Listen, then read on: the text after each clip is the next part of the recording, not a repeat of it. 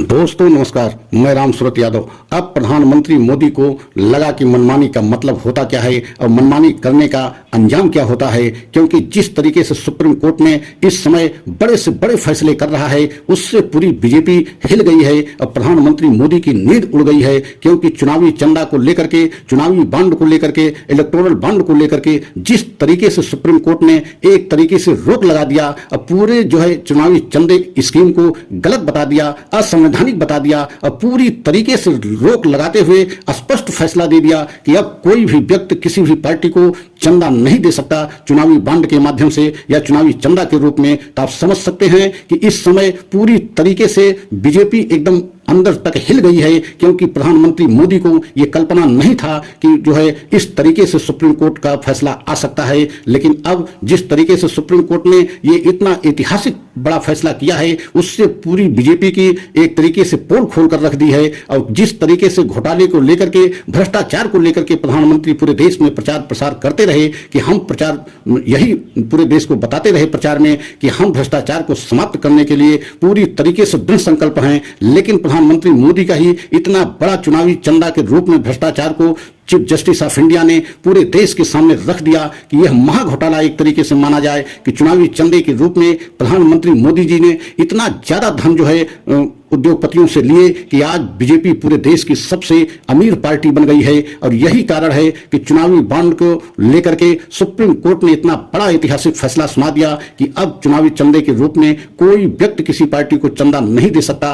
और स्पष्ट तौर से चुनाव आयोग को यह भी आदेश दे दिया कि 13 मार्च तक हर कीमत पर पूरे देश के सामने ये डाटा प्रस्तुत किया जाए कि किस व्यक्ति के द्वारा किस चुनाव पार्टी को कितना चंदा दिया गया चुनावी चंदा के रूप में। यह भी डाटा पूरे देश की जनता के सामने आना चाहिए। और पूरे देश की जनता का यह अधिकार है, यह जानने का उनका हक है कि कौन व्यक्ति किस पार्टी को कितना चंदा दिया है और उस चंदे को किस तरीके से पार्टियां अब चुनाव में इस्तेमाल करती हैं। और आपने देखा है कि बीजेपी ने 10 वर्ष में बहुत सारी चुनी हुई विपक्ष की सरकारों को प्रदेशों में वहां गिरा करके अपनी सरकार को बना लिए हैं। तो आप समझ सकते हैं इस समय सुप्रीम कोर्ट के chief justice of India DY Chandrachud ने स्पष्ट संकेत दे दिया है कि हम पाई पाई का हिसाब लेंगे। और पूरी तरीके से प्रधानमंत्री मोदी इस समय एकदम थर थर कांप रहे हैं और पूरी बीजेपी हिल गई है कि आने वाले समय में 1-2 फैसले और ऐसे ऐतिहासिक सुप्रीम कोर्ट से हो गए तो बीजेपी एकदम बैकफुट पर चली जाएगी। और 2024 की राह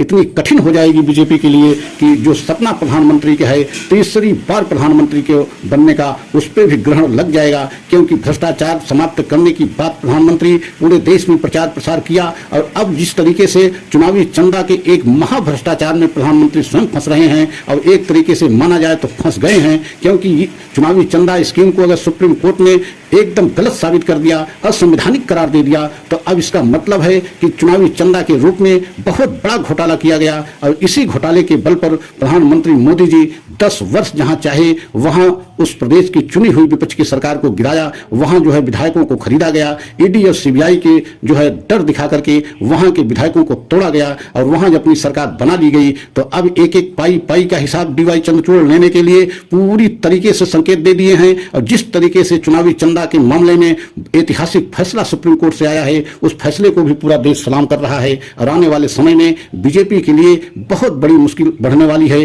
क्योंकि अभी तो सिर्फ चुनावी चंदे के मामले में फैसला आया है, ईडी के अधिकारों को लेकर के और ईवीएम को लेकर के अभी फैसला आना बाकी है। और अब चुनाव 2-2.5 महीने बचे हैं और चुनाव से पहले अगर ये 2-3 फैसले और आ गए तो एक तरीके से बीजेपी एकदम बैकफुट पर चली जाएगी। और बीजेपी के लिए 2024 की राह इतनी कठिन हो जाएगी कि जो प्रधानमंत्री मोदी को सपना है कि तीसरी बार हम प्रधानमंत्री बनेंगे, उसमें एक तरीके से ग्रहण लगता दिखाई दे रहा है। और विपक्ष की सभी पार्टियां और विपक्ष के सभी बड़े नेता चुनावी चंदे से संबंधित जो फैसला सुप्रीम कोर्ट ने दिया है उसको ऐतिहासिक फैसला बताया है। और देश की जनता भी इस फैसले को सलाम कर रही है और उम्मीद कर रही है कि चुनाव से पहले अभी 2-3 फैसले और ऐसे ऐतिहासिक आएंगे जिसमें प्रधानमंत्री मोदी को बहुत बड़ा झटका लग सकता है। तो आपको अगर हमारा यह वीडियो अच्छा लगा हो तो लाइक सब्सक्राइब करें, कमेंट के द्वारा अपनी राय अवश्य में। अगला सक्षम पुनः लेकर के आएंगे। जय हिंद, जय भारत।